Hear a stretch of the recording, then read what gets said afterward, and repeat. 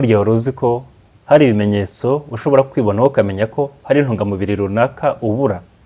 Muri kino kiganiro by'umwihariko tugiye kureberamo ibimenyetso 10 byakwereka ko hari intungamubiri z'ingenzi ubura mu mubiri wawe, n'ibimenyetso mpuruza cyangwa se mburira bigaragara ku mubiri wawe, umubiri wawe ukuburira ukubwira ko iyo zo ntungamubiri zirimo kubura. Ushobora kuba ufite nk'ibibazo byo kuba uri gupfuka umusatsi, murabona ko umusatsi ugenda ucikagurika, ukibasirwa n'indwara z'ubugendakanwa, cyangwa se ugasanga ntabwo uri kubona mu ijoro, cyangwa se ugasanga urimo gucika intege, cyangwa se ugasanga ururimi rwawe rwajazanyeho ibintu by'ibisebe. Burya ibyo ni ibimenyetso bigaragaza ko hari intungamubiri ubura. Muri kino kiganiro nibyo tugiye gusesengura, kuko uramutse wigenzuye neza wumvise kino kiganiro urasanga nawe hari ibyo ufite. Kuko burya akenshi usanga abantu benshi bivuza barenga 60%, uramutse bagenzuye neza usanga hari intungamubiri cyangwa se hari ikimenyetso cy'intungamubiri runaka badafite, cyangwa se barimo kugaragaza ko bayibura, cyangwa se nanone ugasanga aje kwivuza ibindi ariko n'icyo kibazo agifite. Nanone iyo ugenzuye imirire y'Abanyarwanda usanga ubwoko bw'ibiryo turya ari buke, ndetse ugasanga harimo n'ibihenze ku buryo ubushobozi bwo kubibona bigoye, ugasanga hari intungamubiri dushobora kubura bitewe no kuba tutabona ibyo zirimo, nyamara umubiri wacu uje zikeneye, ugatanga ibimenyetso mburira cyangwa se mpuruza. Muri kino kiganiro n'ibyo bimenyetso tugiye kureberaho, tugiye kureba hamwe, turebe hamwe n'izo ntungamubiri ubura izo arizo ndetse n'icyo wakora. Ujya uhorana umunaniro cyangwa se ukumva igihe cyose nta kabaraga, iyo nayo ni kimwe mu bimenyetso biza ku mwanya wa mbere byagaragaza ko ufite intungamubiri ubura mu mubiri wawe. Izo ntungamubiri zikaba zirimo nka butare bwa fer, vitamine B12, vitamine D, ibyitwa folate ndetse na magnesium. Niba igihe cyose uba ufite umunaniro no mu gitondo kimara kubyuka ukumva ufite umunaniro nta kabaraga, burya birashoboka kuba izo ntungamubiri imwe muri izo ushobora kuba uyibura. Ubundi nka fer cyangwa se butare bukoreshwa mu kuba umubiri wacu ukora amaraso mashya atwara umwuka mwiza wa oxygene uyajyana mu mubiri hose, utwaye umwuka mwiza wa oxygene ndetse n'intungamubiri.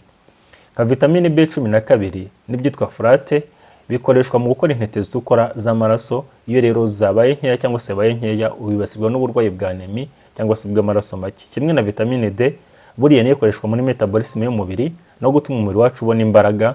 Kimwe na magnesium nayo igakoreshwa mu bijyanye no gutuma umubiri wacu ubona imbaraga. Iyo rero uhorana umunaniro igihe cyose, ukumva igihe cyose uhorana umunaniro, ukagira isereri, hakaba n'igihe uzamutse nk'amayesikariye cyangwa se ahantu horoheje ugahumeka n'ugahumeka insigane, ukananirwa kugira concentration, burya ni uko izo ntungamubiri uzibura cyangwa se ufite ikibazo cy'amaraso make. Ibi bikaba bikunze kugaragara ku bagore, kuko mu buryo kamere burya abagore bagira hemoglobine ntoya cyangwa se amaraso make ugereranyije n'abagabo. Hari abagore usanga bafite ibibazo by'amaraso make bakibasirwa na bino bibazo byo guhorana umunaniro igihe cyose, akagira ngo ni ibindi bibazo by'uburwayi afite, kandi ari ikibazo cy'amaraso make n'intungamubiri abura.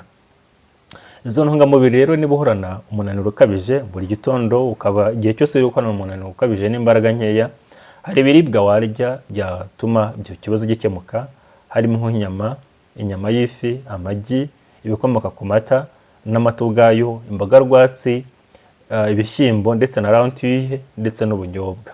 Ibyo byose bishobora gutuma uwo umubiri wongera ugarura za ntungamubiri zose twakubwiye ukajya ku murongo. Ikimenyetso cya kabiri ni uko umusatsi wawe ushobora gutangira kugenda ucikagurika cyangwa se umusatsi wawe ugapfuka. Iyo rero umusatsi wawe urimo gupfuka, nabyo bikunda kugaragara ku bagore, atari ikibazo cyo kuzana uruhara. Abagabo nibo bazana uruhara kenshi. Buriya intungamubiri ububura nayo ishobora kuba fer cyangwa se iron, ikaba zinc, ikaba ibyitwa biotin, ikaba proteine cyangwa se vitamine D. Izi ntungamubiri zose zikaba zikoreshwa n'umubiri mu gutuma umusatsi wawe ukomera, kuba mwiza, mu gucya. Ariko iyo zabaye nkeya bigaragara ku musatsi, aho umusatsi wawe ugenda ucika ukagenda uzana uruhara. Waba uri gusokoza nka gutya, ukabona mu gisokoza hazamo imisatsi myinshi yagifashemo, wanakora ku musatsi wawe ukumva wagiye woroha, ugenda umera nk'ubwoya, uri kugenda umera nk'ubwoya kuba mu musatsi ubwawo. Ibi rero nabyo bikaba ari ikimenyetso kigaragaza ko hari intungamubiri ubura. Izo ntungamubiri ushobora kuzikura rero mu magi, mu nyama y'ifi, mu nyama y'inkoko, mu mboga za epinari, mu nzuzi z'ibihaza, muri yogurt cyangwa se n'imboga ubwazo cyangwa se legume. Ku mwanya wa gatatu rero hari ikimenyetso cyagaragaza ko ari intungamubiri ubura, nuko uzabona inzara zawe zigenda zicika cyangwa se zoroha ku buryo zicika, zikaba zazana n'ibintu by'ibidomo by'umweru mu buryo bugaragara. Nabwo bubura kenshi ubutare bwa fer cyangwa se iron, ukaba ushobora kuba ubura zinc, ukabura biotin cyangwa se calcium na magnesium. Izi zose ni intungamubiri zikoreshwa n'umubiri mu gutuma tugira inzara nzima cyangwa se nziza. Iyo zibaye nkeya, inzara zawe ziroroha ku buryo inzara usanga rwasadutse mu buryo bworoshye, rwaroroshye, cyangwa se kubona zirimo kugenda zizana ibintu by'ibidomagure by'umweru. Ni byiza ko twarya ibiribwa birimo nka soya n'ubunyobwa, chia seed ndetse n'ibyitwa flax seed, amata n'ibiyakomokaho, ingano n'ibizikomokaho, amagi cyangwa se ibikomoka mu nyanja. Ku mwanya wa kane hari ikimenyetso cyakwereka ko rero hari intungamubiri nyinshi ubura mu buzima bwawe, ni ukuba ushobora kuba uri kurwaragurika ukazazwa n'uburwayi bwa hato na hato, ugasanga igihe cyose urimo kugenda urwaragurika, cyangwa se uburwayi bworoheje burimo kukuzambya bukagutinda nk'indwara z'ibicurane, ukabona urayirwaye umaze ibyumweru 2 ukirwaye itarakira. Nuko burya intungamubiri ubura nka vitamine C, nka vitamine D, nka zinc, nk'umunyungugu witwa selenium ndetse na vitamine A. Izi byose ni imyunyungugu y'ingenzi ndetse n'amavitamine y'ingenzi akoreshwa n'umubiri mu kurema no gukora abasirikare bashya, ku buryo iminite y'umubiri ibiri hejuru.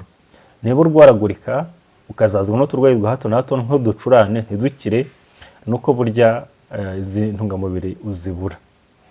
Muri izo ntungamubiri twazisanga mu ndimu cyangwa se mu mbuto z'indimu, mu mboga zirimo poivro, inyama y'ifi, amagi, nanone ushobora kuzisanga muri karoti n'imboga rwatsi muri rusange. Ku mwanya wa gatanu rero hari ikindi kimenyetso cyakwereka ko ari intungamubiri ubura, nuko ushobora kuzana ubugendakanwa, cyangwa se ugasanga mu kanwa urimo kuhazana cyangwa se hari kuzamo mu kanwa hari kuzamo ibisebe, cyane cyane nko ku rusenge rw'akanwa. Icyo gihe hari intungamubiri ubura ni nka fer, vitamine B12, ibyitwa folate cyangwa se vitamine B2. Izo ntungamubiri ushobora kuzikura mu nyama, mu mata n'ibiyakomokaho, mu magi, mu mboga rwatsi ndetse n'ingano ubwazo. Ku mwanya wa gatandatu rero hari ikindi kimenyetso cyakwereka ko ari intungamubiri ubura, ni ukuba uruhu rwawe rutangira kwerurukana, cyangwa se wakwitegereza uruhu rwawe ukabona ko rufite ikibazo, rurimo kugenda ruba umweru. Kino gihe rero ubura ubutare bwa fer, ukaba ushobora kubura vitamine B12 cyangwa se ukabura folate, aribyo bigaragara ko urimo kugira ibibazo bya anemi. Tukanabihuza na cya kindi cya mbere, aho nyine uba ufite uburwayi bwa anemi cyangwa se bw'amaraso make. Uyu muntu ahorana umunaniro ukabije, akagira ibirenge ugasanga birakonje, ndetse nanone ugasanga akonje ibirenge n'intoki igihe cyose.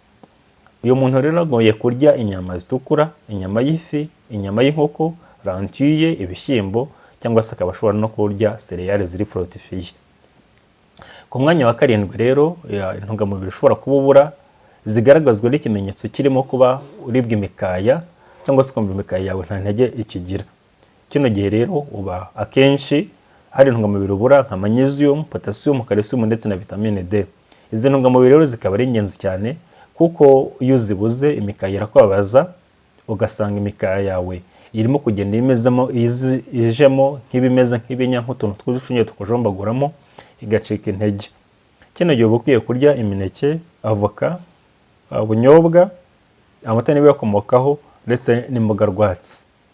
Ku mwanya wa 8 rero hari ikimenyetso cyakwereka ko hari intungamubiri ubura, cyane cyane aho usanga kureba mu ijoro bitagishoboka, cyangwa se uguma mu ijoro cyangwa se ntubone neza, cyangwa se ukagira ibibazo by'amaso. Kino gihe ubura intungamubiri zirimo vitamine A, zinc ndetse na omega 3. Vitamine A iyo ubaye nkeya mu mubiri cyangwa se ukabura, utangira kugira ibibazo byo kutabona neza mu gihe hari urumuri ruke, aho mu ijoro gahuma. Kino gihe rero urahuma mu ijoro cyangwa se ntubone neza, amaso yawe akomagara, amaso yawe akaba ashobora kurya, ukaba ushobora no kuyabyiringira, ndetse n'urumuri ugasanga urimo kukubangamira rimwe na rimwe. Kino gihe rero ni byiza ko warya karoti zibonekamo vitamine A, warya ibirayi, warya inyama y'umwijima, warya amagi, warya ifi, cyangwa se nanone ukaba ushobora no kurya imboga rwatsi. Izi nazo zikaba ari nziza cyane mu bijyanye no gutuma ubasha gukemuka ikibazo gikemuka. Ku mwanya wa 9 hari ikindi kimenyetso cyakwereka ko ushobora kuba ufite intungamubiri nkeya mu mubiri z'ingenzi, harimo kuba ushobora kwibasirwa na depression cyangwa se kugira ibyitwa brain fog, kumva utameze neza mu mutwe.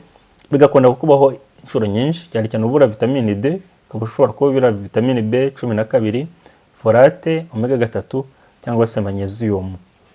Kino gihe umuntu asanga afite ibibazo bya depression, kwigunga, ibyitwa brain fog no kunubura yabura concentration.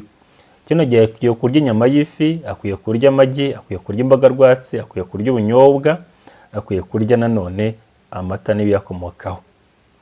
Ku mwanya wa 10 rero hari intungamubiri ushobora kubura, ukagaragaza ikimenyetso kirimo kuba ushobora gukomereka igisebe kigatinda gukira. Kino gihe rero ukomeretse igisebe kigatinda gukira, niyo cyaba ari igisebe cyoroheje kubona cyanze gukira, ubundi igisebe cyoroheje gikira vuba mu minsi itarenze 3 cyangwa 4, ariko kino gihe kiratinda, usanga ubura vitamine C, ubura zinc, proteine ndetse na vitamine A. Usanga umuntu akomereka igisebe kigatinda gukira, agakunda kugira ibintu bya bruising cyangwa se nanone ugasanga ibyago byo kwibasirwa n'ama infection biriyongereye. Icyo gihe akwiye kurya indimu, akwiye kurya poivre, akwiye kurya inyama, akwiye kurya amagi ndetse n'ibindi. Muri make hari n'abantu burya baba bari mu byiciro bishobora gutuma abagira intungamubiri babura, birimo nko kuba batwite, kuba bakuze cyane, kuba batarya inyama, ari abantu baba vegetarian, kuba ari abantu bafite ibibazo mu igogora ry'ibyo barya, kuba hari ibyo bafite indwara ziri chronique, kuba basanzwe hari amafunguro atemerewe, cyangwa se abantu banywa inzoga cyane, bo bafite ibyago byinshi byo kuba bagira ibyo bibazo byo kubura intungamubiri zimwe. Niba rero muri ino bimenyetso byose twakubwiye hari ibyo wibonaho, menya ko hari intungamubiri ubura mu buzima bwawe. Niyo mpamvu bukwiye kugerageza ibyo wagerageza kubaranza ibyo urya kugira ngo wirinde iribura ry'intungamubiri zimwe na zimwe mu buzima bwawe. Igenzure rero, niba hari icyo udasobanukiwe neza cyangwa se wumvise hari ikimenyetso yumvaho, wabyandika muri comment tukakugira inama.